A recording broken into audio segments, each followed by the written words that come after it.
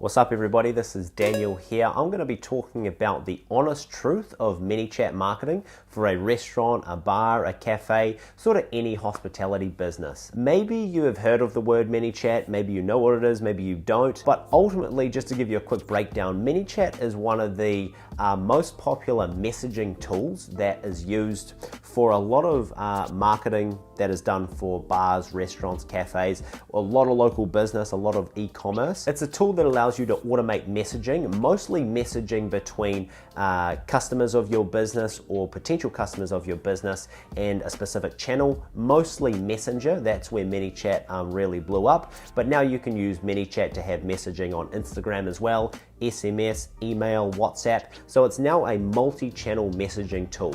And ManyChat is great for some uses and it's not so great for other uses. So how we got into ManyChat marketing was about 4 years ago, where we started to learn how ManyChat as a tool could be used to grow a database of people in the local area of restaurant clients that we were working with. So we started an agency that helped bars and restaurants and cafes get more customers coming through the door using ads, usually Facebook and Instagram ads. Would help them take nice photos, post on Instagram and Facebook, that sort of thing.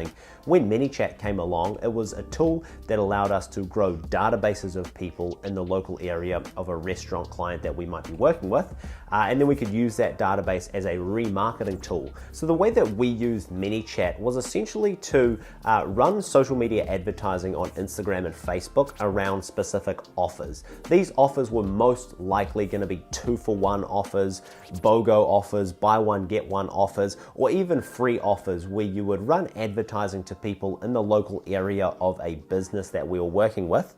The goal of the ad was to get people to click on it so they can get an offer that is talked about in the ad. What would then happen is we would have a messenger flow which asks that prospect some questions like what's their name, what's their email, what's their phone number. They were then subscribed to that business's database. In return for them giving their information, they would get the offer that was mentioned in the ad that they originally clicked on. What would then happen is they would take that offer, walk into the venue, show the offer on their phone within the business's social media messaging conversation they had with that business.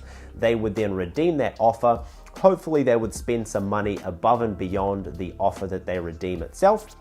So then the business can see how many offers were redeemed. You also ask the customer how much they spent, so you can generate an average order value per redemption, and then you can calculate return on investment because you can see how many dollars were spent on advertising, how much revenue was generated as a result of the ads that were being run.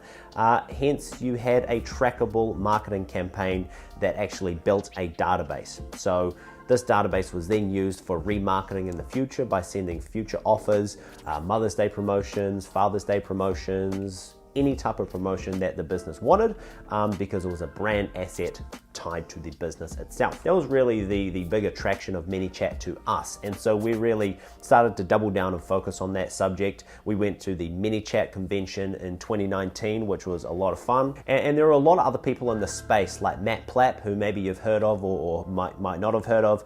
There was Misfit Media, which was a big agency that focused on ManyChat marketing for a lot of different venues. And there were heaps of individuals out there who were doing ManyChat marketing for restaurants. But then when COVID hit, a lot of that tended to dry up because there were a lot of people who maybe weren't very good and were just copying each other. And so as COVID came, they lost their clients and they sort of went away. So since the point in which we started doing ManyChat marketing, which was probably 2018, we've worked with hundreds and hundreds of venues at this point, helping them grow databases, run advertising, use Facebook Messenger, and try and generate more customers coming through their doors so they can sell more and make more money. But there's always been a little bit of tension between some clients that we were working with because they would come to us really expecting very big results, but we just couldn't deliver. And then we wondered, we looked at all of the common themes between successful clients that we were working with and non-successful clients that we were working with, and we tried to find similarities between the two groups. And the biggest similarity between successful venues or clients that we were working with and non-successful was how good of a business they actually were. Because the conclusions that we've really come to and started to mature in our understanding are really now Depending on how good you deliver the core of your business, if you're a hospitality business, selling good food, good drinks, good customer service, not very long wait times, having a good reputation, good local market, good location, all these basics, you have to deliver on them well. Assuming you deliver on them well, any marketing that you're going to pile on within reason to that business is probably going to work out well. Then on the flip side, if you have a business that doesn't really commit to their core business that well, then they bring marketing in more as a band-aid solution because they're struggling, they need more money, they're hoping a marketing approach is going to be the Hail Mary that they need to get them back on the trajectory that they're not on. It doesn't work. The reason it doesn't work is not because the marketing strategy itself is any different, it's because underneath that, the core business itself, one had fundamental business problems and one didn't really have fundamental business problems. So those were the common themes between successful venues that did really well through ManyChat marketing and non-successful venues that didn't. It really comes down to the reputation of the business itself and how good the business itself actually is at doing what it does. Some businesses are good, some businesses are bad. Businesses that are good tend to be quite easy to do marketing for because they have positive word of mouth in their local market. On the flip side, bad businesses tend to have negative word of mouth, and any marketing strategy that you do is probably just going to damage the business further. And so as an agency, if we're working with good and bad businesses, as a general rule, bad businesses were the ones that really struggled, good businesses were the ones that thrived. So after being in this restaurant marketing space for a many number of years now, our understanding as a business has really developed quite a lot. And running offers or promotions or any type of giveaway, whatever it may be, should really only be used as a tool to generate more positive word of mouth. You want to get more throughput coming through the doors of your business so you can over deliver, show them how good at your core business you really are, earn their business by the fact that they've come through off an offer for their first visit, they had such a good experience that their second visit, they don't need an offer to come through the doors because you deliver your core business so well, they have good things to say to their friends and family about you once they've come through your business as a first-time customer off the back of running an offer to them to get them in initially, that you start to grow a positive word of mouth or good reputation in your local market, and it can flywheel your business upward through positive word of mouth. However, what a lot of businesses that use this ManyChat or offer marketing is they want to get more customers coming through the door because they don't have enough cash flow coming into their business.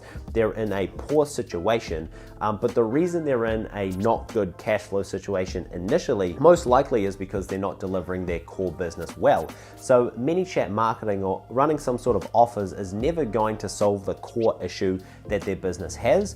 If it does bring new customers in their business for the first time, those customers are not going to be overwhelmed. They might have a mediocre experience, they might even have a poor experience, so they only ever have poor or mediocre things to say about the business. They're not going to be able to get the flywheel effect of getting these new customers through the door, and it might even pull their business down further if they're really not good at what they do, because it's only going to exacerbate the negative word of mouth that they have in their local market.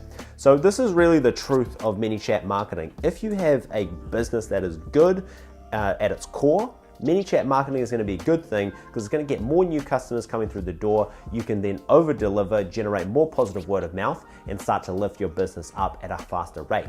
If you fundamentally do not have a good business at its core, meaning the delivery, products, customer service might not be where the market is looking for it to be at, ManyChat marketing might just pull your business down. So that's really the truth of it. Word of mouth and reputation is going to be the core, and any marketing strategy you layer on top of that positive or negative word of mouth is just going to exacerbate that, whatever it is. So in short, as a conclusion, ManyChat marketing is great if you're looking for a long-term strategy to scale and grow the organic positive word of mouth that your business has.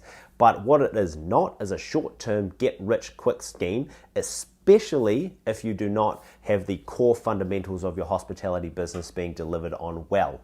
So that's really the bottom line and the truth of it. So I hope that made sense to somebody out there. If it did, I'd really appreciate a like on this video. Also comment any questions, thoughts, or feelings that you may have, and hit the subscribe button if you want to see some more content similar to this around restaurant marketing. We just want to deliver value and position ourselves as an authority in the space. So hope that made sense. Cheers, everybody.